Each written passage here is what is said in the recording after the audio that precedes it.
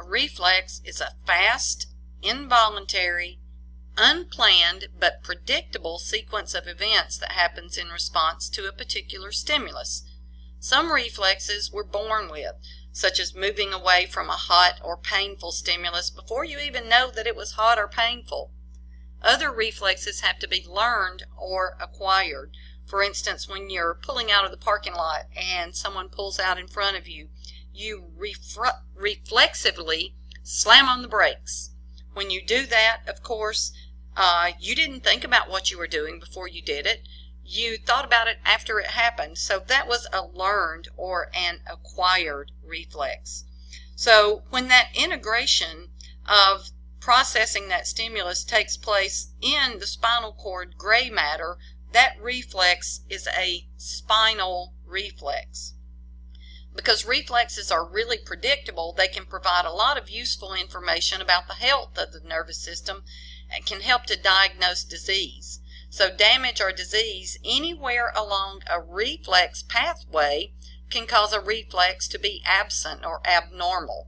For instance, if you tap the patellar ligament, normally that's going to cause an extension of the knee joint. If you do that tap and you don't get the predicted expected response, then that could indicate damage of the sensory or the motor neurons, or it could be a spinal injury in the lumbar region. So some of those somatic reflexes can be tested very simply by tapping or stroking a particular area. So those reflex tests assess neural function. They can detect if something is going on intracranially, such as a hemorrhage that may be causing pressure on nerves, especially if those nerves are associated with the with the cervical plexus. Multiple sclerosis, as we talked about, which affects the myelin of those neurons, can interfere with the way that the nerve pathways are processing those stimuli, and also hydrocephalus, what we commonly call water on the brain. So not only can we test some of these reflexes that are associated with spinal reflexes, but there are also cranial nerves that have reflexive actions, such as the way your pupils dilate or your eyes close reflexively. So reflex tests assess neural function in both the spinal cord and or the brain, depending on what the suspected problem is and what reflexes you're testing. The general components of a spinal reflex begin with a sensory receptor that detects something is going on. So a receptor responds to a stimulus by generating an action potential.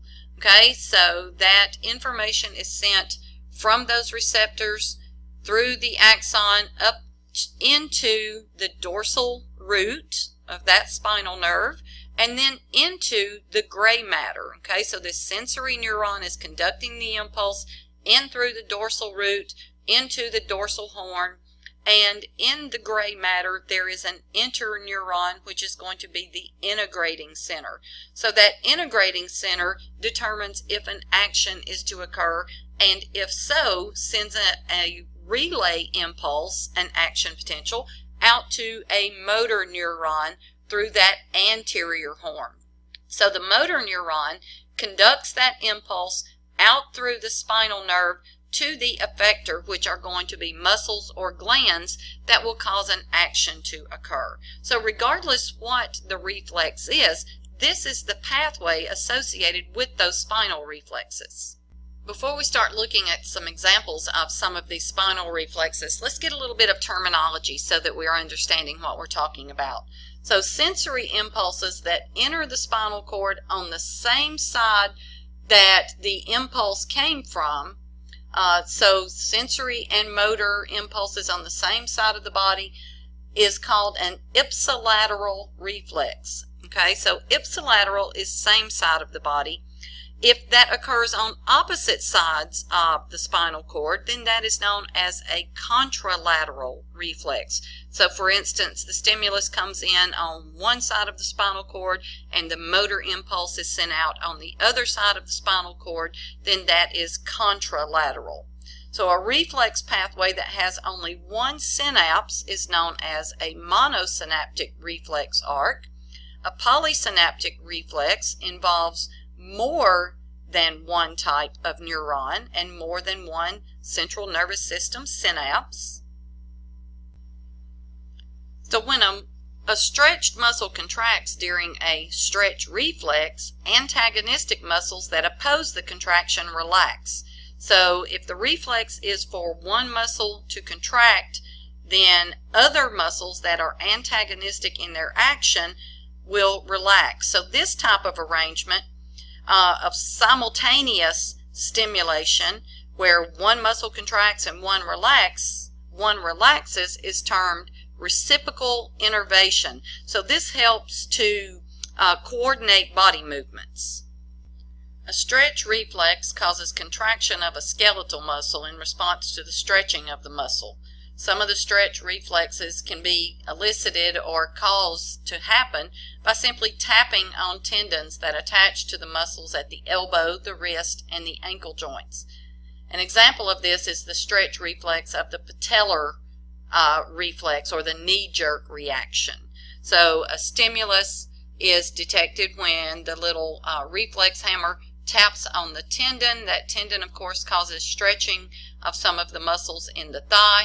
That information is sent through a sensory neuron into the spinal cord, where it's integrated here in the gray matter, and then a motor neuron takes that impulse out, and the contraction of those muscles then relieves that stretching. It's also very similar to what happens if you're standing upright and you start to lean forward. The calf muscles are stretched, and that reflexively causes those muscles to contract to help hold you back into an upright position. Both the stretch reflex and the tendon reflex are ipsilateral. So you see that the sensory neuron is bringing the information in, and the motor neuron is taking that impulse back out on the same side of the spinal cord. The tendon reflex is a reflex that prevents overstretching of a muscle. So it's more of a protective mechanism. So it causes relaxation of a muscle rather than contraction of a muscle. So as tension is applied to the tendon, the sensory neuron, or the sensory receptor, is stimulated. Nerve impulses then travel into the spinal cord along that sensory neuron. But once it gets into the integration center, an inhibitory neuron is going to be activated. That inhibitory neuron is going to synapse with a motor neuron and release an inhibitory neurotransmitter that hyperpolarizes the motor neuron, which, of course, as you know already, is going to cause that motor neuron to generate fewer nerve impulses. So the muscle is going to relax, and that's going to relieve the excess tension. The other thing you can see that's going on, as this muscle, of course, here's your inhibitory interneuron not stimulating that motor neuron, so the muscle doesn't contract. The other thing you can see here is this antagonistic motor neuron, or this motor neuron is traveling out to antagonistic muscles. Remember, antagonistic means that it has a separate or opposite reaction. So your antagonistic muscles will contract at the same time the stimulated muscles will be relaxing. The flexor or withdrawal reflex is what happens when you step on something painful. So you step on a tack, that's going to stimulate your sensory receptors. So the sensory neuron takes that nerve impulse, action potential, remember, into the spinal cord, where it's processed at interneurons. Now you can see there are several different neuronal paths being stimulated here. But the action of all three of these, once it's processed in the interneuron, all of these motor neurons are going out and stimulating the effectors, the flexor muscles of the leg, so that that leg withdraws and removes away from that painful stimulus. The crossed extensor reflex is considered a contralateral reflex, contra meaning other side or against.